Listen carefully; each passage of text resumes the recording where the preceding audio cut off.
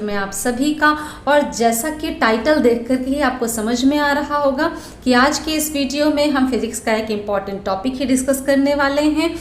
इसी सीरीज में combination of error, त्रुटियों का संयोजन, जिसमें अभी पिछले ही वीडियो में हमने आपने देखा कि क्या है कॉम्बिनेशन ऑफ एरर, त्रुटियों का संयोजन क्या है, और जब हम मैथमेटिकल ऑपरेशंस यानी एडिशन और सब्ट्रैक्शन को यूज़ करते हैं तब किस रूल को फॉलो करता है कॉम्बिनेशन ऑफ एरर यानी त्रुटियों का संयोजन, किस नियम पर काम करता है।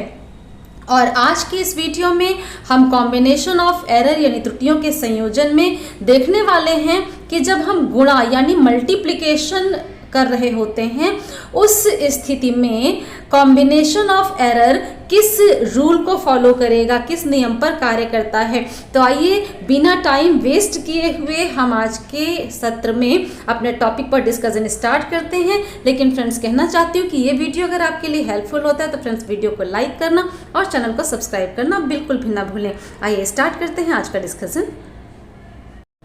तो फ्रेंड्स, अभी पिछले वीडियो में जिसका लिंक यहाँ मैं डिस्क्रिप्शन बॉक्स में दे रही हूँ, हम लोगों ने डिस्कस किया था कि क्या होता है कॉम्बिनेशन ऑफ एरर यानी त्रुटियों का संयोजन क्या है, ठीक है।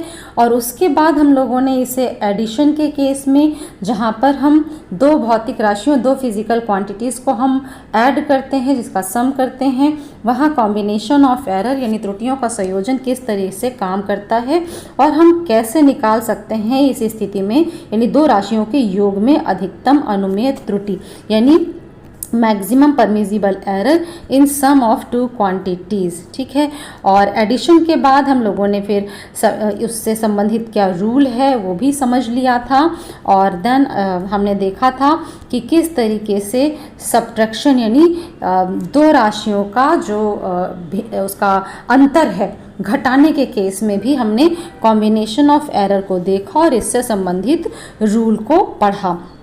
आज हम देखने वाले हैं आज के वीडियो में कि जब हम दो भौतिक राशियों का गुणा करते हैं तब किस तरीके से कॉम्बिनेशन ऑफ एरर काम करेगा। यानी कि हमें स्टार्ट वहीं से करना है कि दो भौतिक राशियां हैं, ठीक है। मतलब एक भौतिक राशि हमने A लिया और दूसरी भौतिक राशि हमने B लिया। पहली भौतिक राशि का जो वास्तविक मान है वो A है, दूसरी भौतिक राशि का वास्तविक मान B है।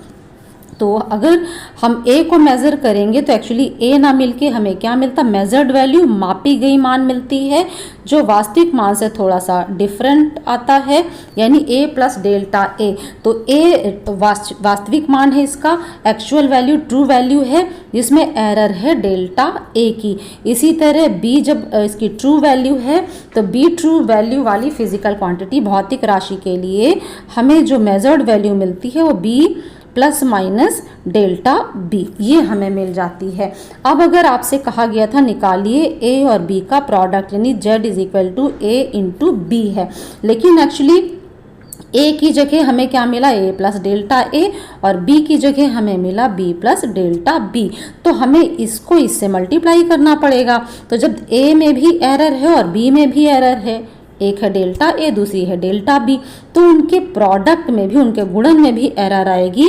तो एक्चुअली हमें ये जेड नहीं देगा जब हम इस वैल्यू को A plus minus delta A को B plus minus delta B से मल्टीप्लाई करेंगे तो एक्चुअली हमें जेड ना मिलके क्या मिलेगा, Z plus minus delta Z, ठीक है, Z plus minus delta Z.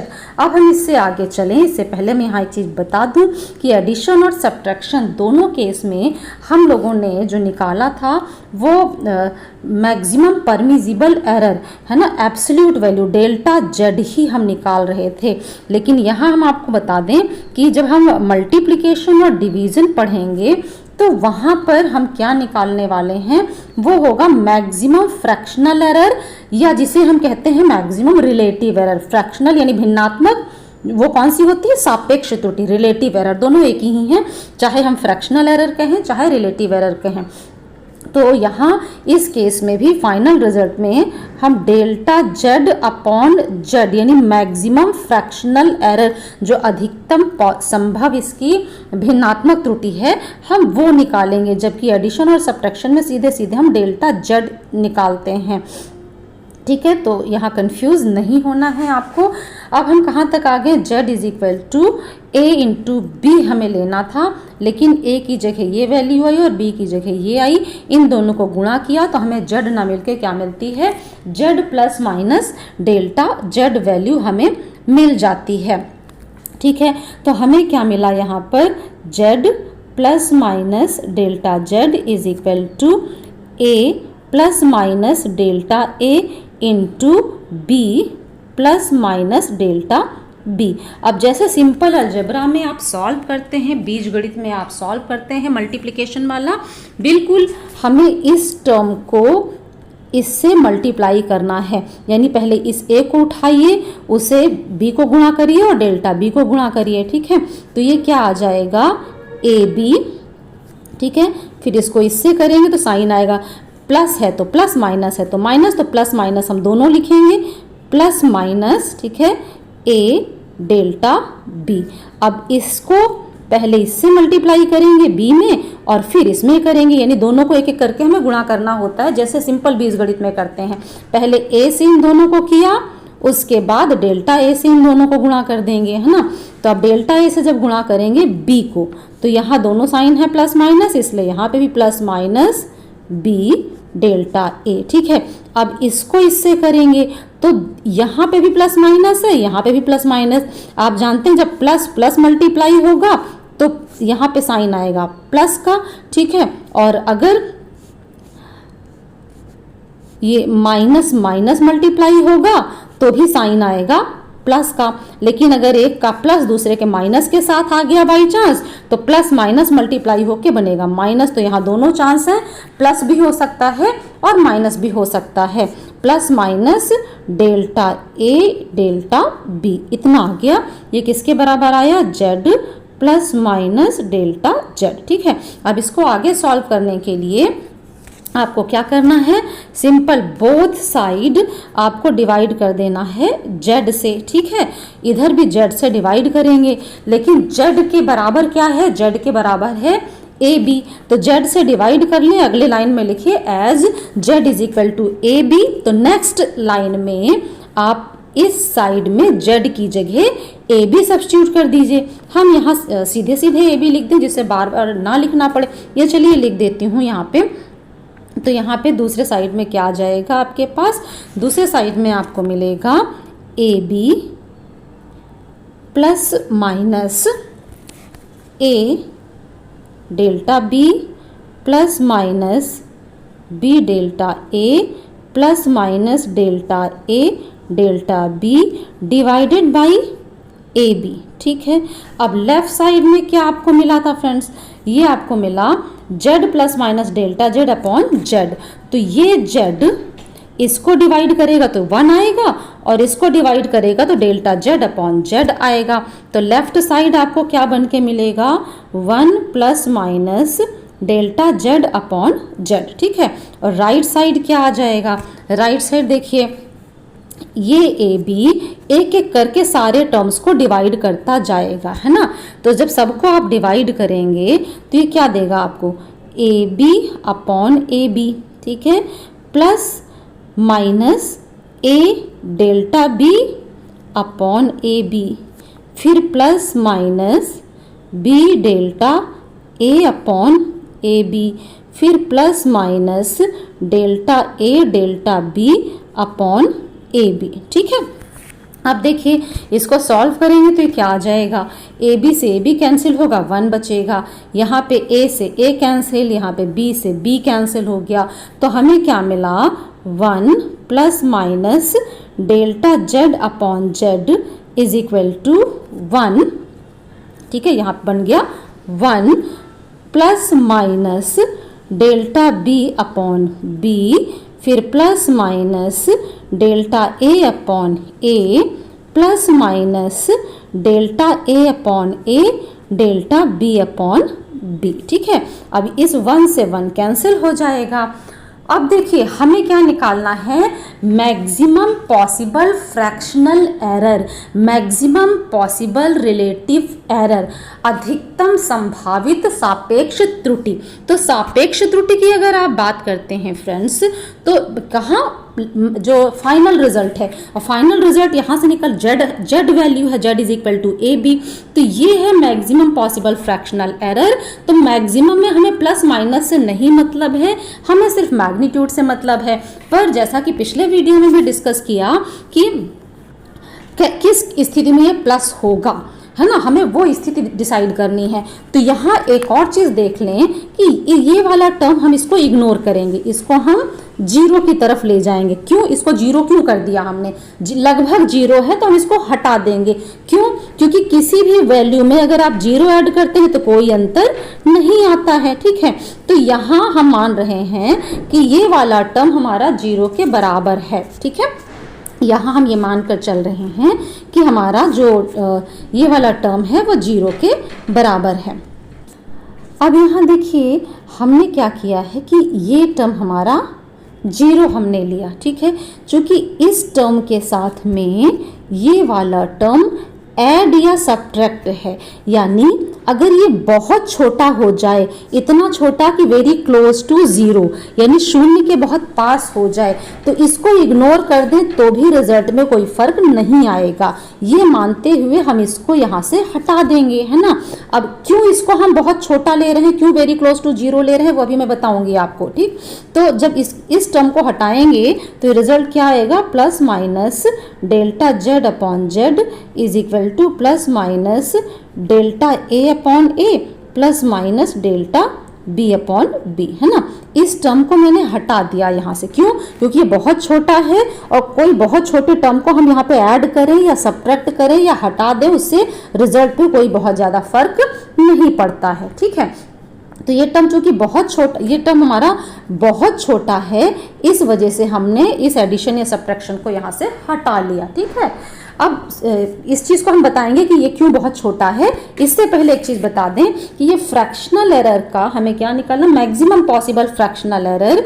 और मैक्सिमम पॉसिबिलिटी अधिकतम कब होगा, जब हमारा इस प्लस के साथ ये प्लस हो या इस माइनस के साथ ये माइनस हो, यानी ये दोनों आपस में ऐड हो जाएं। तब अगर प्लस के साथ प्लस लेंगे तो ऑटोमेटिक यहाँ प्लस आएगा, अगर माइनस के साथ माइनस लेंगे तो इधर माइनस आएगा और दोनों साइड के माइनस कैंसिल आउट हो जाएंगे, वापस ये प्लस बन जाएगा। यानी यहाँ से हम सीधे सीधे लिख सकते हैं delta Z upon Z is equal to delta A upon A plus delta B upon B, ठीक है।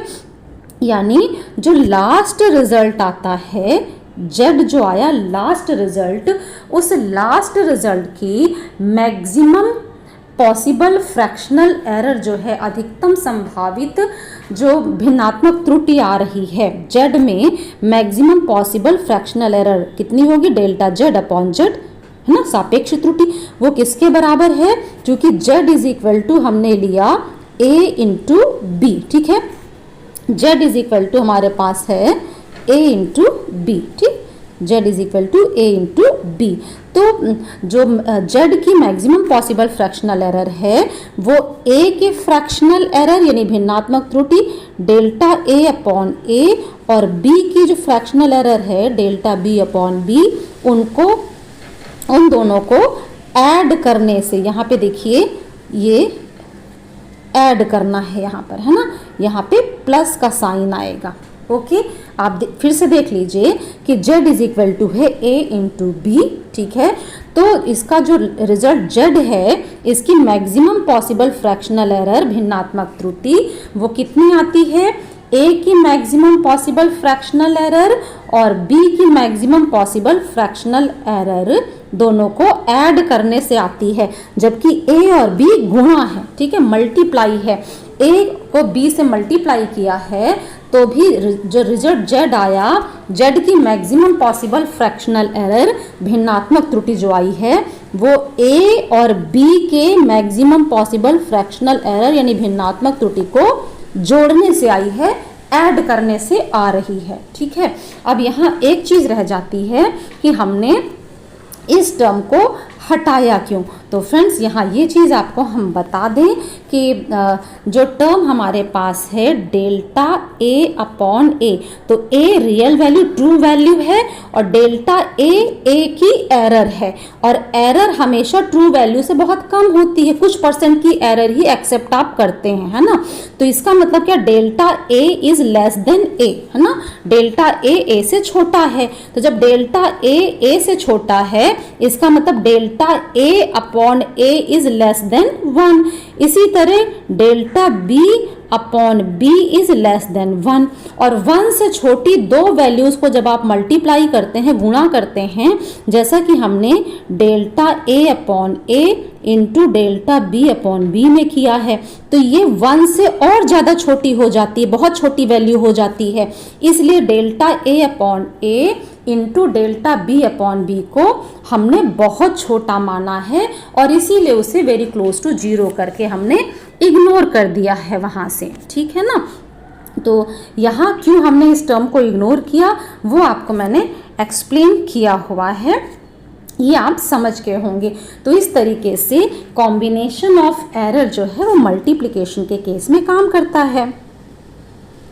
तो फ्रेंड्स आज कॉम्बिनेशन ऑफ एरर में हमने क्या सीखा है, combination of error in multiplication और मैक्सिमम फ्रैक्शनल एरर या relative error in the product of two quantities, है ना। गुणा में त्रुटि का संयोजन कैसे होता है ये हमने सीखा है, यानी कि दो राशियों के गुणन में अधिकतम भिन्नात्मक या सापेक्ष त्रुटि, ठीक है, ये आप कैसे निकालेंगे ये हमने सीखा है। तो आइए उसका नोट्स भी आपको एक बार हम पूरा दे देते हैं। देखिए हमने क्या किया, let delta A and delta B the absolute errors in two quantities A and B respectively, है ना। ए में एब्सोल्यूट एरर कितनी है, डेल्टा ए, और बी में एब्सोल्यूट एरर है डेल्टा बी, है ना। माना डेल्टा ए और डेल्टा बी दो राशियों ए और बी के क्रमशः परम त्रुटि हैं, ठीक है। अब ए को आप जब मेजर करते हैं तो ए की जगह ये ट्रू वैल्यू ए की जगह हमें ये मेजर्ड वैल्यू मिलती है, इसी तरह जब बी को मेजर करते हैं तो ट्रू वैल्यू बी की जगह ये मेजर्ड वैल्यू मिलती है। अब हमें क्या करना है, जो हमें रिजल्ट निकालना है वो क्या करना है, z is equal to A into B, ये करना था, लेकिन a की जगह आया a plus minus delta a और b की जगह आया b plus minus delta b। तो a की जगह हमने ये टर्म रखा और b की जगह हमने ये रखा, तो हमें z की जगह z ना मिलके क्या मिला, z plus minus delta z, ठीक है। फिर इसको जैसे आप बेसिक अलजेब्रा में मल्टीप्लाई करते हैं उस तरह से मल्टीप्लाई किया, और फिर दोनों तरफ हम z से डिवाइड कर देते हैं, ठीक है। और राइट साइड में z की जगह हम ए बी यूज कर लेते हैं, क्योंकि z is equal to A B आपने पढ़ा हुआ है, ठीक है। दूसरी साइड में हम क्या करते हैं, z की जगह हम ए बी यूज कर लेते हैं, क्योंकि हमने स्टार्ट ही यहीं से किया है कि z is equal to A B, है ना। तो लेफ्ट साइड को जब आपने सॉल्व किया तो इसको सॉल्व करने से हमें ये टर्म मिल गया जो अभी हमने एक्सप्लेन किया है आपको। इसी तरह राइट साइड को भी सॉल्व करना आपको एक्सप्लेन किया है, हमें ये टर्म मिल जाता है यहाँ पर, ठीक है। और इस टर्म के साथ ही हमने क्या देखा कि एडिशन या सब्ट्रैक्शन में है, चूंकि इस टर्म को हम इग्नोर कर देंगे। किसी भी तरीके का कोई डाउट है तो फ्रेंड्स कमेंट पे जरूर लिखिएगा, मैं आपके डाउट को यहाँ पे क्लियर करने की कोशिश करूँगी, ठीक है। इस टर्म को हमें इग्नोर करना है क्योंकि वेरी क्लोज टू 0 बहुत छोटा टर्म है। क्यों छोटा है वो भी मैंने एक्सप्लेन किया है और अभी नोट्स में भी आपको देने वाली हूँ, ठीक है। अब ये टर्म बन गया यहाँ पे 1, ओके, और इसमें से जो कैंसिल हुआ कैंसिल किया, इसी तरह यहाँ से भी कैंसिल किया, हमें टोटल टर्म ये बन के मिल जाता है। लेफ्ट और राइट में ये 1 1 कैंसिल हो जाएगा, और चूंकि हमें मैक्सिमम फ्रैक्शनल एरर हमें चाहिए, ठीक है, फाइनल रिजल्ट में, तो मैक्सिमम फ्रैक्शनल एरर में ये वाला टर्म तो रिमूव हो गया और यहाँ सारे प्लस प्लस साइन आ जाते हैं, तो ये हमें रिजल्ट मिल गया, delta z upon z is equal to delta a upon a plus delta b upon b, ठीक है। साथ ही हमने इसको क्यों बहुत छोटा कह के इग्नोर कर दिया है, एडिशन या सब्ट्रैक्शन से हटा दिया है। बहुत छोटे टर्म को ऐड या सब्ट्रैक्ट करने से हटाया जा सकता है, तो हमें दिखाना पड़ेगा delta a upon a into delta b upon b बहुत छोटा है। देखिए फ्रेंड्स, हमने बताया कि डेल्टा a जो है a की एरर है, त्रुटि है, और एरर ट्रू वैल्यू से कम होती है ना। अगर बहुत ज़्यादा एरर होगी तो आप रीडिंग को एक्सेप्ट ही नहीं करेंगे। तो delta A upon A is less than 1 हो जाएगा। इसी तरह delta B upon B is less than 1, और 1 से छोटी दो वैल्यू को जब आप मल्टीप्लाई करते हैं तो वो और छोटा हो जाता है। यहाँ बता दूं, मान लीजिए 1/2 है और 1/4 है, ठीक है, 1 से छोटे हैं, ये आप जानते हैं, ये 1 से छोटे हैं, 1 के पार्ट हैं, इनको मल्टीप्लाई करिए तो ये क्या बन जाएगा 1/8, है ना, 1/8। अब 1/8 1/2 से भी छोटा है और 1/4 से भी छोटा है। न्यूमरेटर डिनोमिनेटर आपने पढ़ा होगा, यानी एक से छोटे दो टर्म को मल्टीप्लाई करिए तो वो उनसे भी छोटा टर्म हो जाता है। यानी ये टर्म डेल्टा ए अपॉन ए से भी छोटा है और डेल्टा बी अपॉन बी से भी छोटा है। नॉर्मली क्या होता है, जैसे 2 को 4 से मल्टीप्लाई करिए तो ये बढ़ जाता है, बड़ा हो जाता है, लेकिन एक से छोटे दो टर्म को मल्टीप्लाई करिए तो ये जो पहले टर्म थे उनसे भी ज्यादा छोटा टर्म बन जाता है। ये 1/8 इससे भी छोटा और इससे भी छोटा, ये है कहने का मतलब, ठीक है। तो इसका मतलब क्या है, चूंकि डेल्टा ए अपॉन ए 1 से छोटा, डेल्टा बी अपॉन बी भी 1 से छोटा, तो उसका product delta A upon A into delta B upon B ये 1 से बहुत छोटा हो जाता है। और इसी कारण से यहाँ पर हम एडिशन या सब्ट्रैक्शन जहाँ है इसका, इस टर्म को 0 मान के इसे इग्नोर कर देंगे क्योंकि ये बहुत छोटा है। और बहुत छोटे टर्म को हम ऐड करें या ना करें, सब्ट्रैक्ट करें कि ना करें, रिजल्ट में बहुत फर्क नहीं आता है। वो चीज़ यहाँ पे मैंने आपको एक्सप्लेन कर दी है। तो फ्रेंड्स, जब हम दो टर्म ए और बी को मल्टीप्लाई कर रहे हैं जेड निकालने के लिए, तो इस जेड में मैक्सिमम पॉसिबल फ्रैक्शनल एरर जब निकालते हैं तो ये कॉम्बिनेशन ऑफ एरर का कौन सा रूल फॉलो कर रहा है, किस नियम को फॉलो कर रहा है, वो आपने अभी यहाँ देखा। और उसी नियम को मैंने यहाँ पर लिख करके भी दिया है आपको, द मैक्सिमम फ्रैक्शनल या रिलेटिव एरर, ठीक है, in the product of two quantities is equal to the sum of the fractional या relative error in the individual quantities, ठीक है। दो राशियों के गुणन में अधिकतम भिन्नात्मक या सापेक्ष त्रुटि, दोनों एक ही बात है, दोनों राशियों के भिन्नात्मक या सापेक्ष त्रुटि के योग के बराबर होता है। तो फ्रेंड्स, प्रोडक्ट के केस में किस तरीके से काम करेगा हमारा जो कॉम्बिनेशन ऑफ एरर है वो आज के वीडियो में आपने देखा। आगे की जानकारी के लिए आगे के वीडियोस में हमारे साथ बने रहिएगा। आज के वीडियो में इतना ही, और अंत तक इस वीडियो में हमारे साथ बने रहने के लिए बहुत बहुत धन्यवाद। Thank you.